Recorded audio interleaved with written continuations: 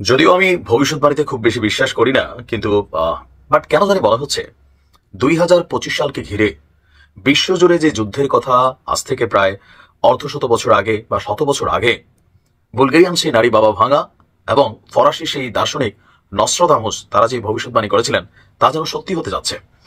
বছরের শুরুটা হয়েছিল ডোনাল্ড ট্রাম্পের হাত ধরে, আর এবার বাকি যে 16 কলা এই দক্ষিণ এশিয়াতে ভারত পাকিস্তান সেটা পূর্ণ করতেই আসলে চলছে। দর্শক, বেশ কয়েকটা গোয়েন্দা রিপোর্ট আপনাদের সামনে নিয়ে এসেছিলাম মার্কিন যুক্তরাষ্ট্র এবং জার্মানি ভিত্তিক সংবাদ মাধ্যম ডয়চে ভেলে, যে আগামী 36 ঘন্টা বা আগামী 3 দিনের মধ্যে 36 থেকে 72 ঘন্টার মধ্যে ভারত পাকিস্তানের উপর সামরিক অভিযান শুরু করবে। বিষয়টা এখন আর ধরেন মানে তাত্ত্বিক বিষয় না, এটা এখন অনপ্র্যাকটিক্যাল হয়ে গেছে। আমরা যখন নিউজটি করছি তখন ভারতের 3 বাহিনী তারা বসে বসে ছক করছে কিভাবে পাকিস্তানের উপর তারা অভিযানটি পরিচালনা করবে। গতকালকে আপনার ভারতের প্রধানমন্ত্রী নরেন্দ্র মোদী কয়েক দফা বৈঠক করেছেন রাষ্ট্রের অতি গুরুত্বপূর্ণ ব্যক্তিত্ব এমনকি সেনাবাহিনী, নৌবাহিনী, বিমান বাহিনীর যারা ঊর্ধ্বতন মানে সামরিক কর্মকর্তারা আছেন, এর পাশাপাশি প্রতিরক্ষা মন্ত্রণালয় থেকে শুরু করে রাজনৈতিক দলগুলোর সাথে। এমনকি মোদীকে সবাই পূর্ণ সমর্থন দিয়েছে রাজনৈতিক দলগুলো। আর সেনাবাহিনীকে আপনার একটা নির্দেশ দিয়েছেন মোদী।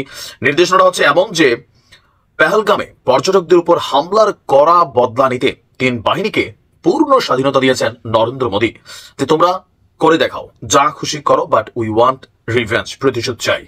ভারতের এক উচ্চ পর্যায়ের বৈঠকে এই নির্দেশ দিয়েছেন নরেন্দ্র মোদী।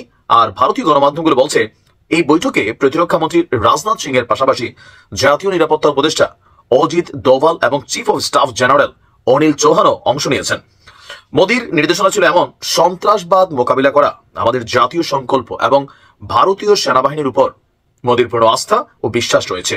বৈঠকের পর রাজনৈতিক বিষয়ক মন্ত্রিসভা কমিটির একটি বৈঠক অনুষ্ঠিত হয়েছে, যার নেতৃত্বেও মোদী ছিল। পাশাপাশি সড়ক পরিবহন মন্ত্রী, স্বাস্থ্যমন্ত্রী, কৃষিমন্ত্রী সহ আরো অনেকের সাথে এখানে আপনার তাদের বৈঠকের মধ্যে নানান সিদ্ধান্ত উপেক্ষিত হয়েছে। এমনকি এই হামলার পজিটিভ নেগেটিভ বৈশ্বিক সমর্থন থেকে শুরু করে সবকিছু এখন 3 বাহিনীর প্রধানকে যে নির্দেশনা দেওয়া হয়েছে এর সকল কিছু আসলে গণমাধ্যমের মাধ্যমে আমরা কিন্তু জানতে পারবো না, কারণ গণমাধ্যমকেও সেনাবাহিনী, নৌবাহিনী, বিমান বাহিনীর মুভমেন্ট ইস্যুগুলোতে যে গণমাধ্যমে ঘন ঘন নিউজ করা অথবা লাইভ ফুটেজ প্রচার করা অথবা অনেক কিছুই এগুলোর ব্যাপারে বিশেষ নির্দেশনা দেওয়া হয়েছে। এটা মেইন কারণ হচ্ছে যে ধরেন এখন ভারতের সেনাবাহিনী কি প্রস্তুতি নিচ্ছে, ভারতীয় গণমাধ্যম বা সামহাও মিডিয়ার মাধ্যমে যদি বিষয়টা সামনে আসে, অফকোর্স সেটাকে নজরদারি করবে পাকিস্তান। আর এই কারণে গণমাধ্যমের প্রতিও বিশেষ নির্দেশনা জারি করা হয়েছে, যেন যুদ্ধ সম্পর্কিত অথবা সেনা, নৌ, বিমান বাহিনীর যে কোনো কার্যকলাপ আপনার প্রচার করা নিষিদ্ধ। সো আমরা এখন থেকে কাউন্ট করতে পারি যে আগামী 72 ঘন্টা আসলে এই যে বক্তব্যগুলো আসছে, 72 ঘন্টা পরে নরকের একটা যাত্রা শুরু হতে পারে।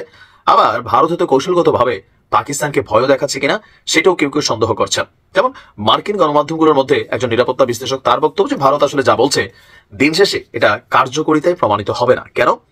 মধ্যপ্রাচ্যের যে সিচুয়েশন ছিল ইরান এবং ইসরায়েলকে কেন্দ্র করে, সেটাও আরব নেতাদের হস্তক্ষেপে থেমে গেছে।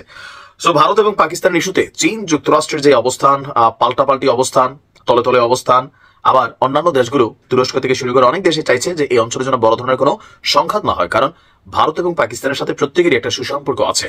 তো সেই সম্পর্কের খাতিরে কূটনৈতিকভাবে যুদ্ধটা নাও হতে পারে, আবার হতেও পারে। এখন ভারতের গণমাধ্যমের বক্তব্য, সেনাবাহিনীকে পূর্ণ স্বাধীনতা দিয়ে যুদ্ধের নির্দেশনা দিয়েছে নরেন্দ্র মোদী। কি ঘটবে সময় বলে দিবে। ভালো থাকুন।